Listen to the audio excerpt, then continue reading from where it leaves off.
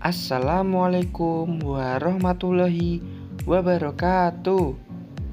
Kami dari kelompok 10 yang beranggotakan Muhammad Ridwanu, Mutiah Sahidah, Muhammad Afan Ayis.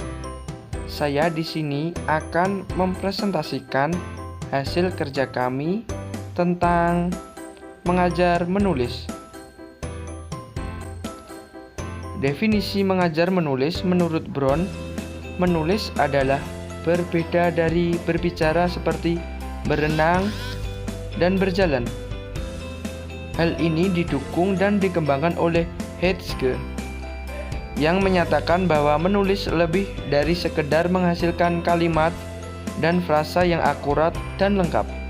Dia menyatakan bahwa menulis adalah tentang membimbing siswa untuk menghasilkan seluruh potongan komunikasi untuk menghubungkan dan mengembangkan informasi, ide atau argumen untuk pembaca tertentu atau sekelompok pembaca.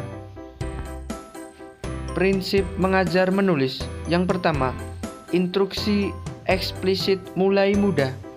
Menjadi pembaca yang baik tidak cukup untuk menjadi penulis yang baik.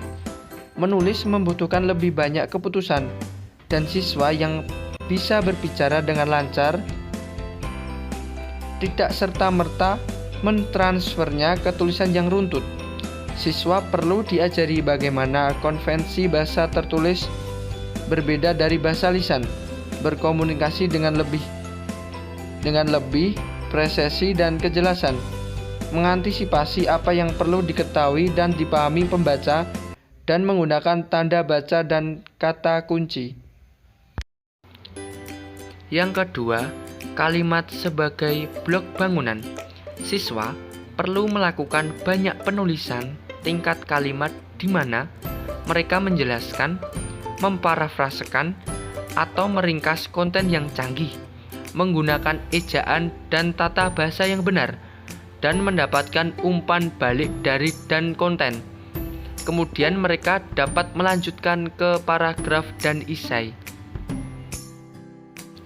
Yang ketiga, tata bahasa diajarkan dalam konteks menulis.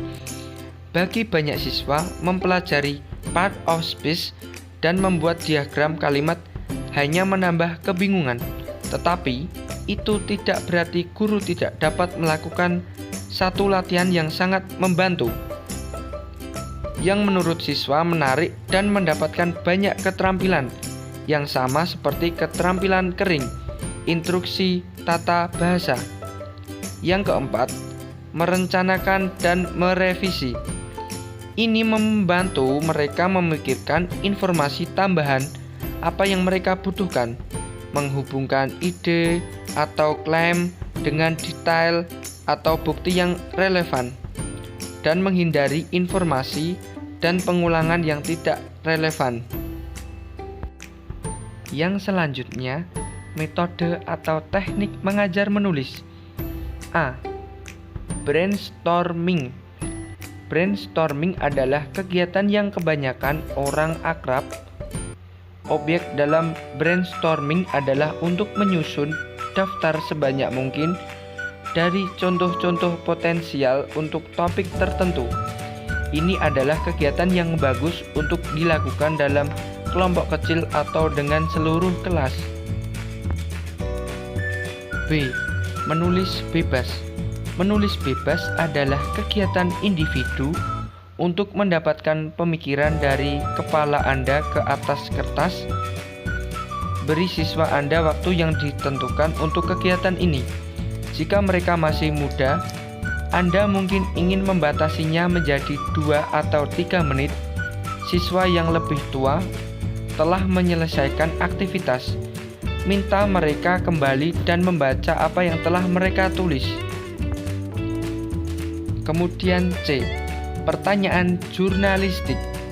Pertanyaan jurnalistik mendekati topik dengan cara yang lebih terstruktur.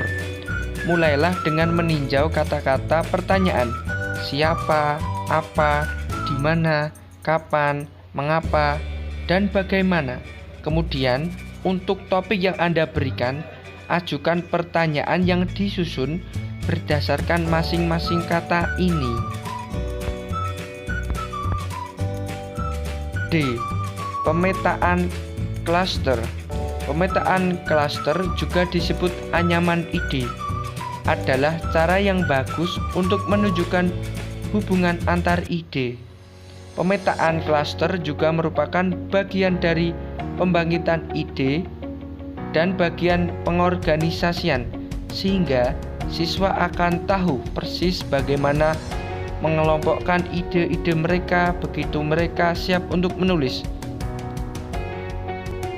E. Diagram alur. Diagram alur mirip dengan pemetaan klaster karena menunjukkan hubungan antar ide.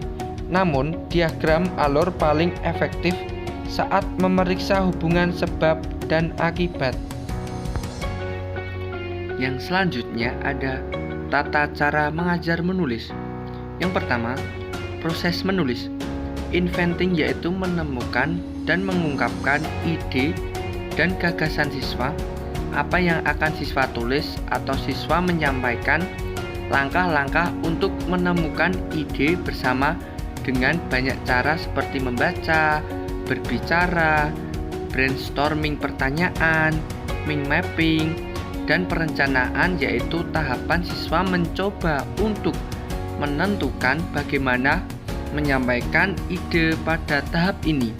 Siswa akan mengungkapkan masalah, tujuan pembaca, struktur teks, dan nada teks yang akan ditulis. Yang kedua, menulis dengan portofolio. Portofolio adalah kumpulan karya siswa yang menunjukkan semua usaha siswa, kemajuan, dan prestasi belajar siswa dalam satu atau lebih bidang yang harus menunjukkan koleksi terbaik karya siswa atau upaya terbaik siswa. Contohnya, pengalaman kerja terbaik terkait dengan hasil belajar.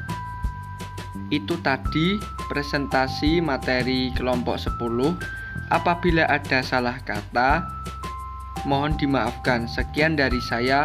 Wassalamualaikum warahmatullahi wabarakatuh.